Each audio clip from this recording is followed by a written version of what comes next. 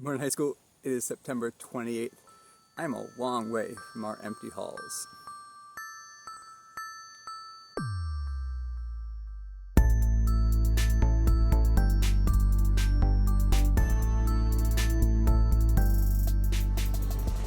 I'm in New England, in my parents' gazebo. This is the part of the country where my family is from and where they've lived for decades and generations. At this point, it's also where I lived before I came to the Philippines. I lived for 6 years in New England up in this part of the country before 2001 when I went to the Philippines.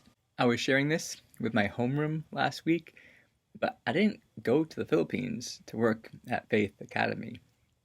I was working up here near Boston as an engineer and helping out with a campus ministry with the Navigators. And I enjoyed doing that quite a bit. I was helping out at my alma mater where I had gone to school, and probably 4 nights a week was working campus ministry with them. I enjoyed that so much, and I was having so much fun doing it, I decided I wanted to give it a try, see what it would be like to do that full time. So I signed up with my mission for a 2-year internship, and I said, I'll go wherever you want to send me, but my plan is to return to New England, to Massachusetts, and continue to work at the school that I went to and help out with my campus ministry there. My wife, Melissa, did go to the Philippines to work at Faith Academy. She was a teacher and decided she wanted to teach overseas, and so she signed up with her mission to come teach at Faith Academy for 2 years. And that was her plan. And then she was going to return to Michigan and look for teaching jobs back in the States after that 2 years was done. And that was 2001 for both of us. And it's a few years beyond that at this point. So our plan of spending 2 years in the Philippines and then returning to the places that we knew didn't work out like we thought it was going to. I had fully intended to be back here. And who wouldn't want to be? We're in the land of big yards and being able to look out over the lake and watch the trees change color this time of year. And grass. So much grass. I miss nice grass a lot. And our family is here. My parents live right here. My 2 brothers and their kids both live within a 10-minute drive of where we are right now. That noise in the background? That's my cousin taking his kids out on a boat ride on the lake that we're at. Who wouldn't want to be here? We both came to a fork in our road back 2001 and took the path that we thought was best at that time. We didn't know 20 years later where that path would lead. All we could do was make the right decision that was in front of us and follow what we thought God was calling us to. In his Bible class this week, Kia was reading about Abram. And Abram got that call from God when he was living in Ur that just said, get up, go, I'm going to show you a land to go to. That was it. I'm sure Abram had some plan for his life. He probably knew what he expected to do for a career, knew who he thought he was going to marry and how his family was going to turn out, what his future looked like based on what his father's future looked like and his grandfather's future had looked like. Abram's plan didn't work out once he took that step. Our plans didn't work out the way we thought they would either. If they had, Melissa and I never would have met.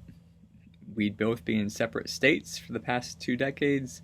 Our kids would never have been born, and we would have missed the past 20 years. We don't regret one bit of that. I know I said a couple weeks ago that I was going to be intentional about grieving the things that we had lost in this unexpected transition, coming back to the States. But we're also intentional about grieving the things we lost because our plan didn't work out. If we had come back here and spent time with family and that Blue Jay, our kids would have gotten to be at different schools. They'd have better, closer relationships with their grandparents and their cousins.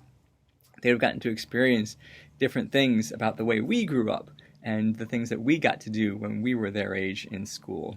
They're missing those things, and we grieve them, but they've gotten so many more and different things that our plans never would have included. I didn't know Faith Academy existed when I was 20 years old.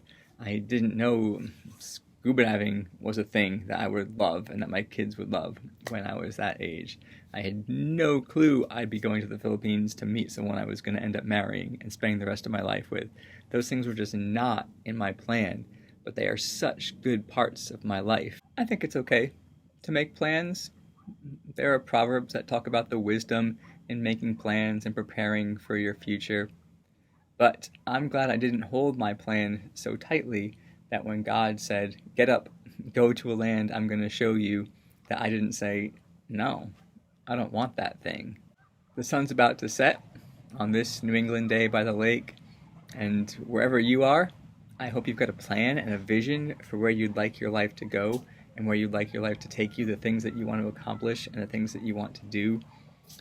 But I hope you hold that plan loosely enough that you're willing to let it go and give it up when God says, "Hey, I'd like you to go to a land I'm going to show you. It's going to be a new thing, and you'll get to make a new plan." Right now, our plan still includes getting back to Faith Academy for second semester and being around that part of the world again. But we know that things might change between now and January.